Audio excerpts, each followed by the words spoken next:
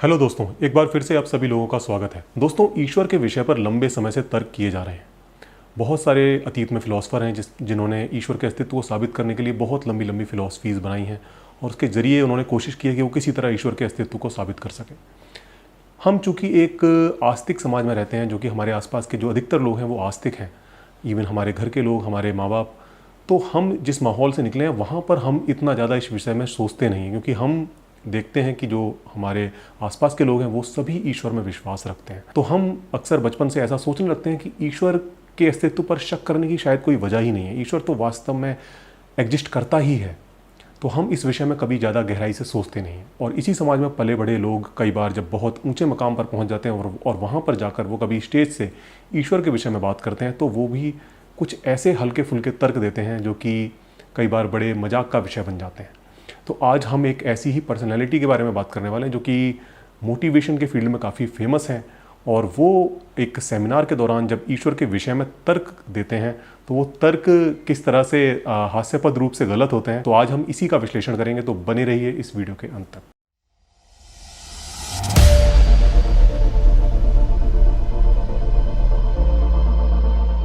तो दोस्तों, आज जिस फेमस पर्सनैलिटी के विषय में हम बात करने जा रहे हैं वो है सोनू शर्मा। सोनू शर्मा एक फेमस मोटिवेशनल स्पीकर हैं जिनके यूट्यूब पर ही लगभग 7 मिलियन से ज़्यादा सब्सक्राइबर्स हैं। और ये मोटिवेशन के फील्ड में काफ़ी बड़ा नाम है और बहुत बड़े बड़े जो ब्रांड्स हैं, बहुत बड़ी बड़ी जो कंपनियां हैं, वो इनको अपने एम्प्लॉयज़ को ट्रेन करने के लिए इनको बुलाती हैं और ये बहुत बड़े बड़े सेमिनार्स लेते हैं जिनको हज़ारों लोग अटेंड करते हैं। तो ये काफ़ी फेमस पर्सनैलिटी हैं इस फील्ड के अंदर। तो मेरे कुछ मित्रों ने इनके कुछ वीडियोज़ मेरे को भेजे थे और ख़ासतौर पर एक जो इनका वीडियो जो है जो कि गॉड की एग्जिस्टेंस पर है और जिसके विषय में कई मित्रों ने मुझसे अनुरोध किया था कि मैं इस पर एक वीडियो बनाऊँ। तो आज इसी वीडियो के विषय में बात करने वाला हूँ। ये वीडियो है जहाँ पर वो कोई एक सेमिनार ले रहे हैं लोगों का, एक स्टेज पर है वो, और वहाँ से वो जो है गॉड की विषय में बात करते हैं, गॉड की एग्जिस्टेंस के विषय में तर्क देने शुरू करते हैं। और वो शुरुआत करते हैं, उनका कहना है कि यदि आप नेटवर्क मार्केटिंग के फील्ड में सक्सेस होना चाहते हैं तो आपको गॉड की एग्जिस्टेंस पर विश्वास रखना बहुत ज़रूरी है, यानी आपको ईश्वर पर आस्था होनी बहुत ज़रूरी है। यहाँ से वो बात की शुरुआत करते हैं और आइए देखिए अपने बात को साबित करने के लिए वो क्या तर्क देते हैं। 15 करोड़ बंदर 15 करोड़ टाइपराइटर पे 15 करोड़ सालों तक यूं ही चटर पटर करते रहे, क्या यह संभव है कि एक गाना बन जाए? नहीं, एक गाना भी अपने आप नहीं बन सकता यार। अपने आप एक गाना अगर नहीं बन सकता तो इतना बड़ा विराट अस्तित्व साला अपने आप बन सकता है क्या? क्या यह संभव है कि अपने आप बन गया होगा? तो यहाँ ये जो आर्गुमेंट दे रहे हैं, ये बंदर और टाइपराइटर वाला जो आर्गुमेंट है, ये काफ़ी फेमस आर्गुमेंट है जो कि फ़िलॉसफी के क्षेत्र में बहुत सारे अलग अलग विद्वानों ने अलग अलग समय पर इसका यूज़ किया है।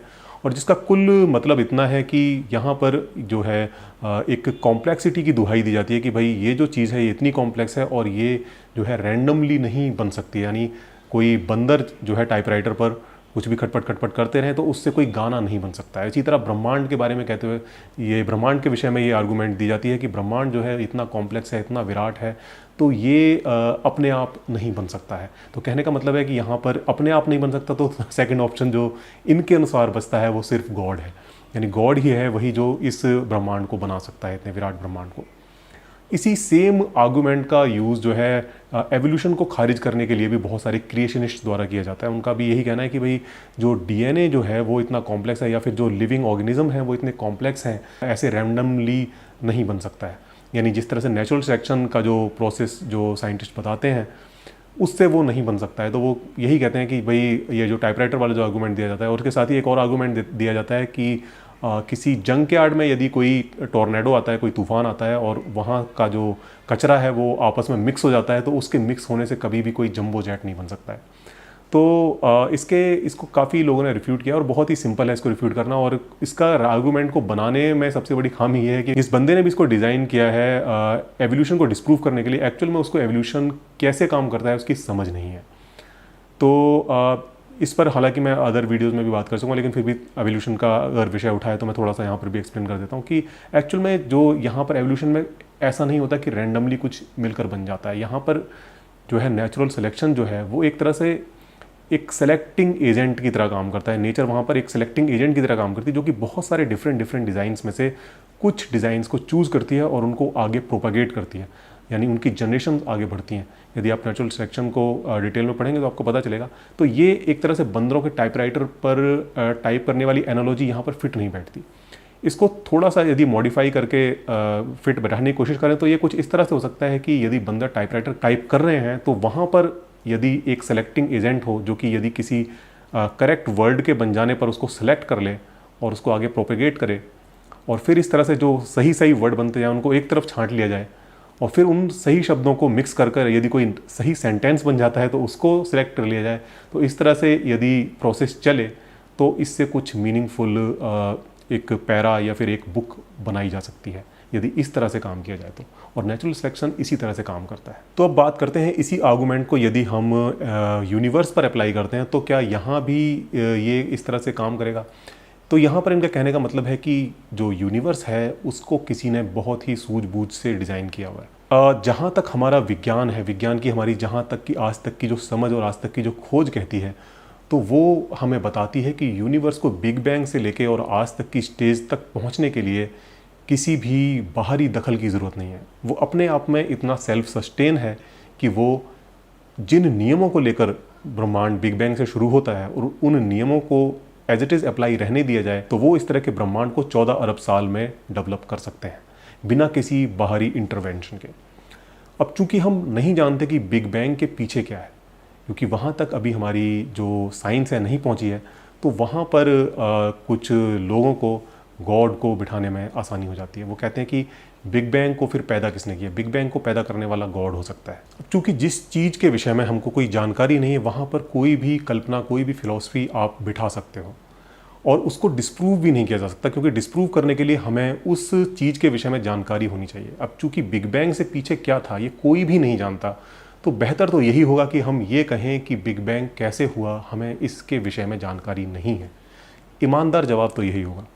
लेकिन चूंकि यदि किसी को गॉड का अस्तित्व साबित करना है तो वो कह देगा कि बिग बैंग को जन्म देने वाला गॉड था।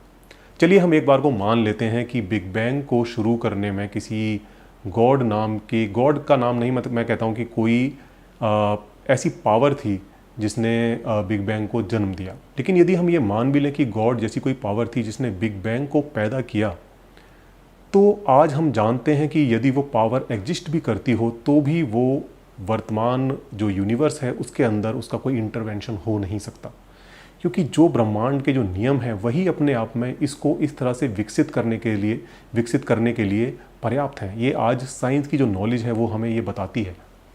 और यदि वास्तव में कोई गॉड था भी तो जो हमें उसका वर्णन हमारे स्क्रिप्चर्स में मिलता है, जो हमारी धार्मिक किताबें हैं जैसे वेद हैं, कुरान है, बाइबल है, उसमें जो डिस्क्रिप्शन मिलता है उससे हमें पता चलता है कि जो भी गॉड है इसको ह्यूमन लाइफ में बहुत ज़्यादा इंटरेस्ट है। इसको बाकी यूनिवर्स में कोई ज़्यादा इंटरेस्ट नहीं है, लेकिन इसको ह्यूमन की लाइफ में बहुत ज़्यादा इंटरेस्ट है। और जितने भी जो रिलीजन है वो सारे ह्यूमन सेंटर्ड हैं। कोई ऐसा आज तक नहीं हुआ कि कभी किसी घोड़े पर कोई किताब नाजिल हुई हो, या कभी किसी टिड्डे के लिए, कभी किसी डायनासोर के लिए कोई किताब उतरी हो। जितनी किताबें उतरी हैं सारी की सारी ह्यूमंस के लिए उतरी हैं, और जिसमें कि उनके बहुत सारे जो लाइफ की जो चीज़ें हैं उनको कंट्रोल करने के लिए बातें लिखी गई हैं। ये जो जितने भी हमारे रिलीजन्स जो हम आज देखते हैं ये सब उस दौर की पैदाइश हैं जिस समय कि हमारा ब्रह्मांड के विषय में जो ज्ञान था वो बहुत ज़्यादा सीमित था। यानी हम सिर्फ यही मानते थे कि जो धरती है वही सेंटर ऑफ द यूनिवर्स है, और उसके आसपास जो कुछ भी हम तारे, सूर्य, चंद्रमा ये सब देख पाते थे उसी को हम पूरा यूनिवर्स मानते थे। लेकिन आज जो साइंस ने हमें बताया है कि जो हमारी धरती है वो तो एक बहुत बड़ी गैलेक्सी, मिल्की वे गैलेक्सी में एक औसत से तारे के चारों तरफ घूमने वाला एक ग्रह है। और जो हमारी जो गैलेक्सी है मिल्की वे, उसके अंदर बिलियंस ऑफ स्टार्स हैं, और हमें ये भी पता चला है कि ऐसी बिलियंस ऑफ गैलेक्सीज हैं। सोचिए ये ब्रह्मांड कितना विराट है। सोचिए इतने विराट ब्रह्मांड में जहाँ पर बिलियंस ऑफ गैलेक्सीज हैं, और उसमें से किसी एक गैलेक्सी के एक औसत से तारे के आसपास घूमने वाले एक ग्रह पर रहने वाले एक छोटे से प्राणी के लाइफ के विषय में गॉड को इतना ज़्यादा इंटरेस्ट है, और जिसके लिए वो इतने विराट ब्रह्मांड को पैदा करता है सिर्फ उसकी लाइफ में इंटरेस्ट लेने के लिए। और यही बात ख़त्म नहीं होती। आप ज़रा ये भी गौर कीजिए कि ये जो ब्रह्मांड की जो शुरुआत हुई है ये 14 बिलियन ईयर्स पहले हुई है। यानी जो बिग बैंग हुआ है वो अभी जो हमारी साइंस की कैलकुलेशन बताती है वो बताती है कि ये 14 बिलियन ईयर्स पहले स्टार्ट हुआ है। जब ब्रह्मांड का विस्तार होता है तो वहाँ पर जो पार्टिकल्स बनते हैं वो पार्टिकल्स फिर कूल डाउन होते हैं तो फर्दर वो एटम्स बनते हैं, फिर मॉलिक्यूल्स बनते हैं, फिर जो गैस है वो ग्रेविटी की वजह से कंप्रेस होती है और वो स्टार्स बन जाते हैं, प्राइमरी स्टार्स बनते हैं। फिर वो स्टार्स जो हैं बिलियंस ऑफ ईयर्स तक वो जो है बर्न होते रहते हैं, फिर उनमें सुपरनोवा होता है। फिर सुपरनोवा के बाद जो बची हुई गैस और जो मैटर है वो इकट्ठा होकर सेकेंडरी स्टार और प्लैनेट्स को बनाता है। फिर उस प्लैनेट पर वो प्लैनेट कूल डाउन होता है, फिर वहाँ पर लाइफ की शुरुआत होती है। और ये सोचिए एक बहुत लंबे पीरियड तक लाइफ जो है इवॉल्व होती रहती है और उसके बाद बिल्कुल लास्ट में जाकर ह्यूमन का नंबर आता है। अर्थ की पूरी हिस्ट्री को, यानी जब से अर्थ बनी है और आज की डेट तक की हिस्ट्री को यदि हम एक साल के अंदर कंप्रेस कर दें, यानी उसको एक साल में हम लेकर आएँ, तो ये जो जितने भी इवेंट्स हैं वो कब कब घटित होते हैं, तो ये जो चीज़ है इसको हम कहते हैं जियोलॉजिकल कैलेंडर। और ये जियोलॉजिकल जो कैलेंडर है ये हमें बताता है यदि हम अर्थ की हिस्ट्री को एक साल के अंदर कंप्रेस कर देते हैं तो धरती पर जो जीवन की शुरुआत है, यानी 1 जनवरी को सोचिए कि धरती जो है फॉर्म होना शुरू होती है, तो यहाँ पर जो है 20 फरवरी को जाकर जीवन की शुरुआत होती है, यानी पहला जो है लिविंग ऑर्गेनिज्म यहाँ पर बनता है। और वहाँ से फिर जो है ये सफ़र होता हुआ जाता है और जाकर दिसंबर में किसी डेट पर जाकर जो है हमें मल्टी सेलुलर ऑर्गेनिज्म देखने को मिलते हैं। और उसके बाद फिर डायनासोर्स मिलते हैं करीब 25 दिसंबर के आसपास।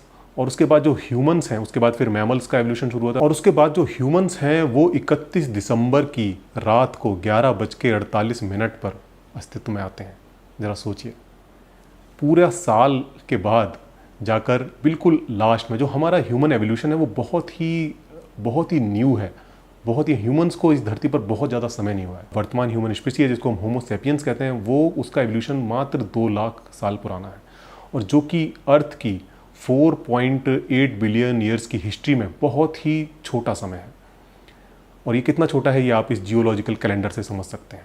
सोचिए इतने समय तक इतने सारे जीव पैदा होते रहे और इतनी सारी जो स्पीशीज़ थी जो कभी इस धरती पर पाई जाती थी वो सभी लुप्त हो गई, और उसके बाद में जो ह्यूमन बिल्कुल जो लास्ट में आता है उसके लिए जो है गॉड किताबें भेजता है। ये अपने आप में कितनी हास्यास्पद बात है।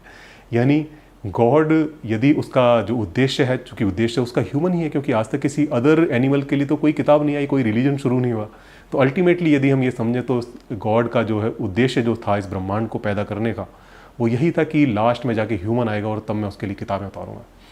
तो ज़रा सोचिए कि यदि कोई वास्तव में सूझबूझ वाला, यदि कोई खुदा है, कोई ईश्वर है जो कि इस ब्रह्मांड को जिसने सूझबूझ से पैदा किया है, तो सोचिए वो कितनी बड़ी उसने मूर्खता की है। कोई सूझबूझ वाला ईश्वर क्या ऐसे ब्रह्मांड को पैदा करेगा कि जो 14 बिलियन ईयर्स तक जो है जिसका एवोल्यूशन होता रहे, उसके बाद लास्ट में जाकर एक स्पीशी इवॉल्व हो और जिसके लिए फिर वो किताबें भेजे। अर्थ की हिस्ट्री में जो जितनी भी स्पीशीज़ जो है इस धरती पर कभी रही थी उनमें से मोर देन 99% स्पीशीज़ अब जो हैं वो लुप्त हो चुकी हैं। अभी जो वर्तमान में हम जो स्पीशीज़ को देख पा रहे हैं वो 1% से भी कम है। यानी टोटल अर्थ की हिस्ट्री में जो अभी तक की जो स्पीशीज़ हैं यदि हम उनकी बात करें तो ज़रा सोचिए कि एक ईश्वर इतनी सारी स्पीशीज़ को पैदा करता है, उनको लुप्त कर देता है और उसके बाद में जो है ह्यूमंस के लिए फिर वो किताबें भेजनी शुरू करता है। अगर वो ईश्वर वास्तव में बुद्धिमान है, वास्तव में समझदार है और वो सूझबूझ से सिर्फ उसका उद्देश्य यही है कि मुझे एक ह्यूमन जैसी स्पीशी बनानी है और उसके लिए फिर मुझे किताबें भेजनी, तो उसको इतना लंबा चौड़ा रास्ता इख्तियार करने की क्या ज़रूरत है? क्या वो सीधे सीधे एक सन बनाता, उसके चारों तरफ प्लैनेट्स बनाता, उसमें से एक प्लैनेट पर जीवन बनाता, और उस जीवन को भी इतने लंबे प्रोसेस से गुजारने की ज़रूरत क्या थी? क्या वो सीधे सीधे ही कुछ स्पीसीज़ के साथ ह्यूमंस को पैदा नहीं कर सकता था? इन सब चीज़ों पर यदि हम विचार करें तो हमें पता चलता है कि वास्तव में जो ब्रह्मांड का जो जन्म हुआ है उसमें ईश्वर भी चाहे तो वो भी चाहकर कुछ कर नहीं सकता है, या फिर हम कहें कि उसके पास यही एक रास्ता है। यदि उसका उद्देश्य यह है कि उसे लास्ट में ह्यूमन तक पहुंचना है, ह्यूमन को पैदा करना है, तो उसके पास यही एक रास्ता है कि वो एक बिग बैंग से शुरुआत करे और शुरुआत करके वो फिर बैठा देखता रहे कि क्या हो रहा है, क्योंकि उसके बाद वो कुछ भी नहीं कर सकता है। यही एक रास्ता है कि यहाँ से वो शुरुआत करे और उसके बाद इतना लंबा इंतज़ार करे और तब जाकर ह्यूमन आ सकता है। लगता है ईश्वर भी मजबूर है इस ब्रह्मांड के नियमों के आगे। उसके पास भी कोई शॉर्टकट नहीं है, कोई छोटा रास्ता नहीं है जिससे कि वो सीधे ह्यूमन तक पहुँच सके। उसको भी इतने लंबे रास्ते को तय करना उसकी मजबूरी है। तो यदि वास्तव में यदि हम मान भी लें कि कोई ईश्वर है, तो वो ईश्वर इसी तरह का हो सकता है जो कि इस ब्रह्मांड को पैदा कर दे और उसके बाद फिर बैठकर देखे। वो खुद चाहकर भी इसमें कुछ हस्तक्षेप नहीं कर सकता। इन्हीं सब बातों पर विचार करते हुए कुछ फिलोसफर्स का ऐसा मत था कि ईश्वर एक ऐसे वॉचमेकर की तरह हो सकता है जो कि घड़ी के पुर्जों को बनाता है, घड़ी के पुर्जों को सेट करता है, उनको असेंबल करता है और उसके बाद उस घड़ी में चाबी भरकर उसको छोड़ देता है और उसके बाद वो घड़ी अपने आप अपने जो भी उसके अंदर मैकेनिकल पार्ट्स हैं उनके अनुसार गति करती है। तो ब्रह्मांड में यदि कोई ईश्वर है वास्तव में, यदि हम माने, तो वो इसी तरह का हो सकता है जो कि बिग बैंग को जन्म दे और उसके बाद उसको छोड़ दे। और इस तरह का जो ईश्वर होगा वो बिल्कुल निरपेक्ष होगा, उसको ब्रह्मांड की किसी भी घटना से कुछ लेना देना नहीं। उसने जो काम करना था उसका वो काम उसने कर दिया और उसके बाद अब उसको जो भी घट रहा है वो अपने आप ही घट रहा है। 17th सेंचुरी के famous Dutch philosopher Bharuch Spinoza ने एक ऐसे ही ईश्वर की परिकल्पना की थी जो कि बिल्कुल निरपेक्ष है, जिसको कोई फर्क नहीं पड़ता कि ब्रह्मांड में क्या घट रहा है। तो यदि वास्तव में इस ब्रह्मांड को जन्म देने वाला कोई गॉड हो सकता है तो उसके लिए बेस्ट कैंडिडेट स्पिनोजा गॉड ही है। लेकिन हमारी स्क्रिप्चर्स में जिस गॉड का वर्णन हमें मिलता है वो स्पिनोजा गॉड जैसा तो बिल्कुल भी नहीं है, क्योंकि उसको तो यूनिवर्स के हर इवेंट से बहुत ज़्यादा मतलब है, खासतौर पर ह्यूमन लाइफ से तो उसको बहुत ही ज़्यादा जुड़ाव है। ये वाला जो गॉड है जो कि हमारी स्क्रिप्चर्स में हमें मिलता है, ये वाला गॉड हमारे गलत कामों पर हमें दंड देता है, हमारी प्रार्थनाओं पर प्रतिक्रिया देता है, हमारे अच्छे कामों पर हमें पुरस्कार देता है।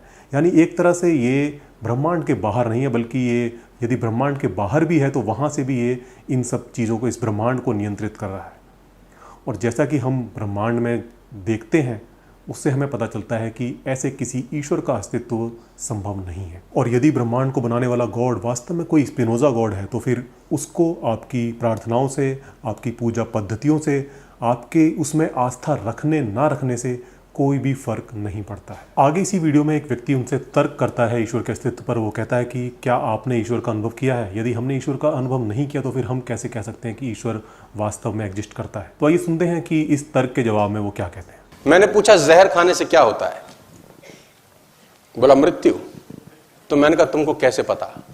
कभी अनुभव किया है तुमने? बोला नहीं, हमने तो अनुभव नहीं किया। मैंने कहा पता कैसे है? बोला जिसने खाई उसकी मृत्यु हो गई, डॉक्टर्स कहते हैं, इसलिए उनकी बात मानते हैं। मैंने कहा जो मर गया उस पर विश्वास कर सकते हो, जो डॉक्टर है उस पर विश्वास कर सकते हो, तो वेद पुराण ग्रंथ अपने अंदर न जाने कितने इंसिडेंट्स बता रहे हैं, उन पे भरोसा क्यों नहीं किया जा सकता कि कोई तो है जिन्होंने अनुभव किया है? यहां पर जिस व्यक्ति के तर्क के बारे में वो बात कर रहे हैं वो वास्तव में व्यक्ति अपने तर्क को सही ढंग से नहीं रख पाया। कोई भी चीज़ सच है या झूठ है ये पता करने के लिए ज़रूरी नहीं है कि हम स्वयं ही उसका अनुभव करें। उस चीज़ का जांच के लिए खुला होना अपने आप में एक बहुत बड़ा सबूत है। जांच के लिए खुले होने का क्या मतलब है कि ज़रूरी नहीं है कि यदि आप मुंबई नहीं गए हैं तब तक आप ये विश्वास ना करें कि मुंबई जैसा शहर वास्तव में एग्जिस्ट करता है, क्योंकि बहुत सारे अन्य स्रोत हैं जिनसे कि आप ये कंफर्म कर सकते हैं कि वास्तव में एक ऐसा शहर एग्जिस्ट करता है। और वो जो सोर्स है, जो भी सोर्स ऑफ नॉलेज है, वो ओपन टू इन्वेस्टिगेशन होनी चाहिए। इस बारे में आप डिटेल से जानने के लिए आई बटन पर क्लिक करके मेरी एक वीडियो को देख सकते हैं। इसमें मैंने अच्छे से समझाया है कि ओपन टू इन्वेस्टिगेशन होने का मतलब क्या होता है। तो यहाँ पर जो गॉड वाला जो केस है ये ओपन टू इन्वेस्टिगेशन नहीं है। किसी विषय के बारे में जानकारी जुटाने का और वो जानकारी सच है या नहीं ये जानने का जो बेस्ट मेथड हमारे पास अभी तक है ह्यूमैनिटी के पास, वो है साइंटिफिक मेथड। साइंटिफिक मेथड की सबसे बड़ी खूबसूरती यही है कि यहाँ पर जो भी निष्कर्ष हमें मिलते हैं वो सभी ओपन टू इन्वेस्टिगेशन होते हैं। साइंस जिन चीज़ों के बारे में भी बताता है वो सारी ओपन टू इन्वेस्टिगेशन होती है। इसका मतलब है कि कोई भी व्यक्ति उन निष्कर्षों को कभी भी स्वतंत्र रूप से जांच सकता है और उनमें गलती पाए जाने पर उनको गलत भी साबित किया जा सकता है। साइंटिफिक कंक्लूजन का फॉल्सिफाइबल होना उनकी सबसे बड़ी स्ट्रेंथ है। यानी आपको पता होता है यदि ये चीज़ इस तरह से जांची जाए और उसमें ये निष्कर्ष नहीं आता है तो फिर ये चीज़ झूठी साबित हो जाएगी। लेकिन गॉड के विषय में जितनी भी आर्गूमेंट्स हमें सुनने को मिलती हैं उनमें से एक भी आर्गूमेंट ऐसी नहीं है जो कि फॉल्सिफाइबल है या फिर ओपन टू इन्वेस्टिगेशन है, या जिसको हम जांचें और उसके बाद हमें पता चल जाए कि ये चीज़ ऐसे है तो गलत होगी और ऐसे है तो सही होगी। गॉड की एग्जिस्टेंस के विषय में जितनी भी आर्गूमेंट्स दी जाती हैं या फिर जो भी मेथड सजेस्ट किए जाते हैं उनमें से कोई भी आर्गूमेंट या कोई भी मेथड ओपन टू इन्वेस्टिगेशन नहीं है। यानी आप उन निष्कर्षों को किसी भी तरह से जांच नहीं सकते। जैसे अगर हम जहर वाले तर्क की ही बात करें तो जहर वाला जो केस है ये ओपन टू इन्वेस्टिगेशन है। कोई भी व्यक्ति इस चीज़ को जांच सकता है कि जो फला जहर है वो खाने से मृत्यु होती है। वो चाहे तो चूहों पर प्रयोग कर सकता है और ये प्रयोग करके देख सकता है कि वास्तव में उसको खाने से मृत्यु होती है नहीं। उसको खुद पर प्रयोग करने की ज़रूरत नहीं। साथ ही जो साइंटिफिक इन्फॉर्मेशन, जो साइंस से जो हमें नॉलेज मिलती है वो हमें बताती है कि ये वाला जो जहर है ये शरीर में जाकर ये प्रक्रिया करता है और इस प्रक्रिया से ये चीज़ होती है शरीर में, ये वाली कमी पैदा होती है या फिर ये बाधा आती है जिसकी वजह से मृत्यु हो जाती है। और ये जितनी भी जो जानकारी साइंस से हमें मिलती है सारी ओपन टू इन्वेस्टिगेशन है। जिसको भी संदेह है वो इससे संबंधित जानकारी को पढ़ सकता है और उसमें जो बताए हुए मेथड है उसको फॉलो करके उसको जांच सकता है। वहीं गॉड के विषय में स्क्रिप्चर से हमें जो कुछ भी जानकारी मिलती है उसमें से एक भी जानकारी ओपन टू इन्वेस्टिगेशन नहीं है। आप उसको किसी भी तरह जांच नहीं सकते, उसको जांचने का कोई तरीका ही नहीं है। यदि स्क्रिप्चर्स में लिखी बातों को जांचने का कोई भी तरीका होता और यदि उन जांचने के तरीकों से ईश्वर के अस्तित्व की पुष्टि हो जाती तो आज हमें ईश्वर पर आस्था रखने की कोई आवश्यकता ही नहीं होती। जरा सोचिए, क्या ये कोई कहता है कि धरती सूर्य की परिक्रमा करती है ऐसी मेरी आस्था है? आखिर इस पर हमें आस्था रखने की आवश्यकता क्यों नहीं होती? इसका कारण यही है कि ये जो केस है ये ओपन टू इन्वेस्टिगेशन है। हम इसको जांच सकते हैं और सही और गलत के निष्कर्ष तक पहुंच सकते हैं, जबकि ईश्वर का जो केस है वो ओपन टू इन्वेस्टिगेशन नहीं है और इसीलिए हमें वहाँ पर आस्था रखनी पड़ती है। साइंस के विषय में साइंटिस्ट कोई अथॉरिटी नहीं है। यानी कहने का मतलब है कि साइंस में साइंटिस्ट जो भी कह रहा है उसके शब्दों को हमें सच मानने की आवश्यकता नहीं है। साइंटिस्ट जो भी तथ्य सामने रखते हैं उन रिसर्चेज को आप पढ़ सकते हैं, उनको समझ सकते हैं, उसमें कमियां खो सकते हैं, उन प्रयोगों को दोहरा सकते हैं और यही चीज़ जो है साइंटिफिक फैक्ट्स को विश्वसनीय बना देता है। आगे फिर वो ईश्वर के अस्तित्व को साबित करने के लिए कुछ और तर्क देते हैं। आइए सुनते हैं वो आगे क्या कहते हैं। मैंने बोला ये नारियल का पेड़ है, 50 फुट पे नारियल लगा है, मोटर ढूंढो कि पानी नीचे से ऊपर जाता कैसे। 50 फुट पे वो नारियल लगा है, अब तुमको मोटर ढूंढनी है कि पानी नीचे से कौन किसका बाप बैठा है नीचे जो पानी को नीचे से ऊपर ले जाता है और 50 फुट पे नारियल के अंदर जाके टपका देता है। अब ये वाला जो तर्क है ये बहुत ही ज़्यादा बचकाना है। यहाँ पर इनका बेसिकली कहना है कि जो नारियल का पेड़ है वहाँ पर ज़मीन से और नारियल के फल तक पानी कैसे ट्रांसपोर्ट होता है ये चूंकि मैं नहीं जानता इसलिए गॉड एग्जिस्ट करता है। और जो गॉड की एग्जिस्टेंस को साबित करने वाली मोस्ट ऑफ द आर्गूमेंट्स होती हैं वो इसी तरह की होती हैं। चूँकि हम नहीं जानते कि सर्टन प्रोसेस कैसे होता है, कि नेचर में सर्टन फिनोमिना किस तरह से काम करता है, देयरफॉर गॉड एग्जिस्ट। और जो शुरू में भी इन्होंने आर्गूमेंट दी वो टाइपराइटर वाली, तो चूँकि हम नहीं जानते कि ब्रह्मांड किस तरह से पैदा हुआ, वो क्या चीज़ थी जिसने बिग बैंग को जन्म दिया, देयरफॉर गॉड एग्जिस्ट। हाँ, ब्रह्मांड के विषय में तो हम ऐसा कह सकते हैं कि हम नहीं जानते वो कौन सी फोर्स थी जिसने कि बिग बैंग को जन्म दिया, लेकिन नारियल के पेड़ के विषय में ऐसा नहीं है। नारियल के पेड़ के विषय में हम इस पूरे प्रोसेस को जानते हैं, समझते हैं और ये कोई बहुत ज़्यादा टेक्निकल प्रोसेस नहीं है जिसके के लिए आपको बहुत ज़्यादा स्टडी करनी पड़े। यदि आपने 12th तक की साइंस भी ठीक ठाक पढ़ी है तो फिर आप इस प्रोसेस को समझ सकते हैं। पेड़ पौधों में न्यूट्रिएंट्स और वाटर के ट्रांसपोर्टेशन के लिए कई तरह के प्रोसेसेस होते हैं, जिसमें से मेनली जो है जाइलम फाइलम यदि आपने पढ़ा हो तो ये जो है वाटर और अदर न्यूट्रिएंट्स के ट्रांसपोर्टेशन के लिए इसकी महत्वपूर्ण भूमिका होती है। इसके साथ ही जो ऊंचे पेड़ होते हैं उनमें जो पानी जो है पहुंचता है ऊपर की पत्तियों तक, उसके लिए जो साइंटिस्ट जो प्रोसेस बताते हैं वो बताते हैं कि जो कैपिलरीज होती हैं पेड़ों के तने के अंदर और शाखाओं के अंदर, उन कैपिलरीज में जो है वाटर एक निगेटिव प्रेशर की वजह से सर्कुलेट होता है। और ये जो निगेटिव प्रेशर पैदा होता है ये होता है वेपोराइजेशन की वजह से। जो पेड़ों की जो पत्तियां हैं, जैसा कि हम जानते हैं कि वहाँ से लगातार पानी वेपोराइज होकर एटमॉस्फेयर में जाता रहता है और उसकी वजह से जो निगेटिव प्रेशर पैदा होता है, इस तरह से स्ट्रॉ से जब आप किसी ड्रिंक को पीते हैं तो आप उसको सक करते हैं, जो सक करते हैं उससे एक निगेटिव प्रेशर पैदा होता है जिसकी वजह से पानी ऊपर चढ़कर आपके मुंह में पहुंच जाता है। इसी तरह से जब वेपोराइजेशन होता है पत्तियों में और उसकी वजह से जो निगेटिव प्रेशर होता है वो पानी को उन कैपिलरीज से होता हुआ, कैपिलरीज का मतलब बहुत पतली बहुत फाइन ट्यूब्स जो है पेड़ों के अंदर पाई जाती हैं, पेड़ों के तनों में और पेड़ों की शाखाओं में, वो जो फाइन ट्यूब्स होती हैं वो पानी को ट्रांसपोर्ट करके पेड़ों के ऊपरी शाखाओं तक पहुंचा देती हैं। और ये कोई बहुत बड़ी रॉकेट साइंस नहीं है, इसके बारे में बहुत ही सिंपल सी चीज़ है और जिसके बारे में आप गूगल पर सर्च कर तमाम इस विषय पर लेख हैं जिनको आप पढ़ सकते हैं, वीडियोस हैं जिनसे आप समझ सकते हैं। इसके बाद वो फिर एक और तर्क देते हैं और ये वाला जो तर्क है ये पिछले वाले तर्क से भी बहुत ज़्यादा बचकाना है। आइए सुनते हैं वो क्या कहते हैं। मैंने कहा पसीना बाहर कैसे निकलता है? बोला पोर्स है, पोर्स, छिद्र में से पानी बाहर जाता है। मैंने कहा छिद्र में से पानी बाहर जाता है? बोले हाँ। मैंने कहा जब नहाते तो अंदर क्यों नहीं जाता? अब ये वाला जो तर्क है ये इतना बचकाना है कि इसके बारे में मैं क्या ही कहूँ। इनका कहना है कि जो पोर्स हैं वो, इनको पोर्स को वो एक छेद की तरह समझ रहे हैं जो कि हमेशा ओपन रहते हैं, जो कभी खुलते या बंद होते नहीं, दे आर ऑलवेज ओपन। तो अब जो ऐसे छेद हैं, इनका कहना है कि जब आप नहाते हो या पानी में डुबकी लगाते हो तो पानी अंदर भी जाना चाहिए, जबकि पोर्स के मामले में ऐसा नहीं है। पोर्स जो है वो एक तो हर समय ओपन नहीं होते, जिस समय हम स्वेट करते हैं उस समय पोर्स ओपन होते हैं और वहाँ से जो है पसीने के रूप में पानी रिलीज़ होता है। लेकिन बावजूद इसके यदि आप पसीना भी आपको आ रहा है और यदि आप पानी में डुबकी लगाते हैं तब भी पानी आपके अंदर नहीं जाएगा। और उसका रीज़न ये है कि जो पोर्स हैं वो they act like a one way valve. Valve के बारे में यदि आपने पढ़ा हो तो आपको पता होगा कि वॉल्व एक ऐसी चीज़ है जहाँ पर जो कि फ्लो को एक साइड में ही जाने दे सकता है, उसके विपरीत डायरेक्शन में जो है फ्लो पॉसिबल नहीं होता, जहाँ पर भी एक वॉल्व का मैकेनिज्म है। वॉल्व कैसे काम करता है इसको आपको एक सिंपल रूप में आगे यदि मैं आपको समझाना चाहूँ तो आपने देखा होगा आपके घर पे परफ्यूम है। परफ्यूम को जब आप उसको दबाते हैं तो वहाँ से परफ्यूम बाहर आता है, लेकिन आप परफ्यूम की बोतल को पानी में डुबा भी देंगे तो भी वो पानी परफ्यूम की बोतल में नहीं जाएगा, क्योंकि जो छेद है उसके अंदर एक वॉल्व होता है जिसको प्रेस करने पर जो परफ्यूम है वो बाहर आ सकता है। लेकिन यदि आप उसको प्रेस करके भी रखेंगे उसके बावजूद भी जो है पानी अंदर नहीं जाएगा, क्योंकि वहाँ पर एक वॉल्व है जो कि फ्लो को सिर्फ एक ही डायरेक्शन में फ्लो करने दे सकता है। और फिर आगे जो उन्होंने बातें कही हैं उससे तो बिल्कुल ये लगता है कि इन्होंने कसम खा ली है कि मुझे बुद्धि का प्रयोग करना ही नहीं है। यानी किसी भी चीज़ को समझने में मेरे को कोई इंटरेस्ट ही नहीं है। कोई भी चीज़ यदि मेरे को समझ नहीं आती है, जो भी मेरे पास समझ है या जो भी मेरे पास बुद्धि है, जो भी नॉलेज है, यदि उसके आधार पर मुझे कोई चीज़ समझ नहीं आती है तो देयर फॉर गॉड एग्जिस्ट, क्योंकि वो तो अल्टीमेट सॉल्यूशन है हर चीज़ का।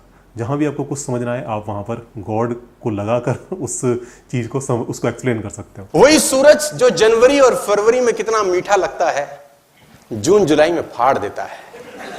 क्या गणित है अपने को नहीं पता और समझने की कोशिश अपन। अब ये वाली जो बात है ये तो एक 5th क्लास का बच्चा भी जानता है कि जो मौसम है धरती पर वो किस तरह से काम करता है, क्यों हमें जो सूरज है वो जनवरी में उतना गर्म नहीं लगता और जून में गर्मी इतनी ज़्यादा क्यों पड़ती है। ये बात कोई 5th क्लास का बच्चा भी अच्छे से समझा देगा। लेकिन अब इनका कहना है कि इनको जानने में इंटरेस्ट ही नहीं है, इनको तो ईश्वर में इंटरेस्ट है। तो फिर ऐसे प्रबुद्ध लोगों को कोई भी नहीं समझा सकता, क्योंकि समझाया उसको जा सकता है जो समझना चाहे। जो समझना ही नहीं चाहता उसको आप किसी भी तरह से नहीं समझा सकते। आगे वो कहते हैं कि फिर इस दुनिया को कौन चलाता है। आइए सुनिए क्या कहते हैं। तो बोला ऑस्ट्रेलिया को कौन चलाता है? तो फला आदमी चलाता है। लंदन अमेरिका को कौन चलाता है? बोले फला आदमी चलाता है। फ्रांस को कौन चलाता है? ये। पाकिस्तान को कौन चलाता है? ये। ईरान को कौन चलाता है? ये। अमीरात को कौन चलाता है? ये। पूरी दुनिया में अलग अलग देशों को कौन चलाता है? बोले ये। बोले इस दुनिया को कौन चलाता है? मेरा बाप तो नहीं चलाता, कोई तो होगा जो। यदि मैं इस सेमिनार में होता तो मैं जवाब देता इनको कि दुनिया को वास्तव में फिजिक्स के लॉ चलाते हैं। जो नेचर के जो लॉ हैं वो इस दुनिया को चलाते हैं। उसको चलाने के लिए गॉड को हस्तक्षेप करने की कोई भी ज़रूरत नहीं है।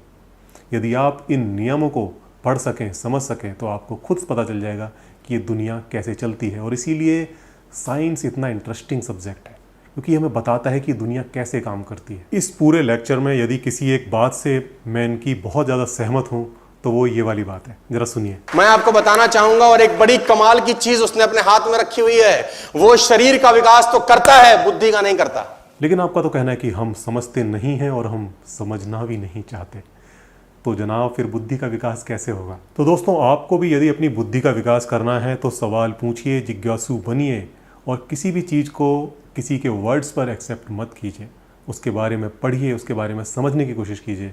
और यदि आप इन्हीं की तरह, और ये लाइव एग्जांपल है हमारे सामने, यदि आप इन्हीं की तरह किसी भी चीज़ को गॉड पर डालकर छोड़ देंगे या उसके लिए उसको गॉड को जिम्मेदार मानकर बैठ जाएंगे तो आपकी बुद्धि का विकास तो नहीं होने वाला है। बाकी कुछ भी होगा लेकिन बुद्धि का विकास नहीं होगा। तो दोस्तों, आपको भी यदि बुद्धि का विकास करना है तो सवाल पूछिए, जिज्ञासु बनिए, नए नए विषयों के बारे में जानिए, पढ़िए और आस्था मुक्ति चैनल देखते रहिए। मिलते हैं जल्दी एक नई वीडियो में, तब तक के लिए goodbye and take care.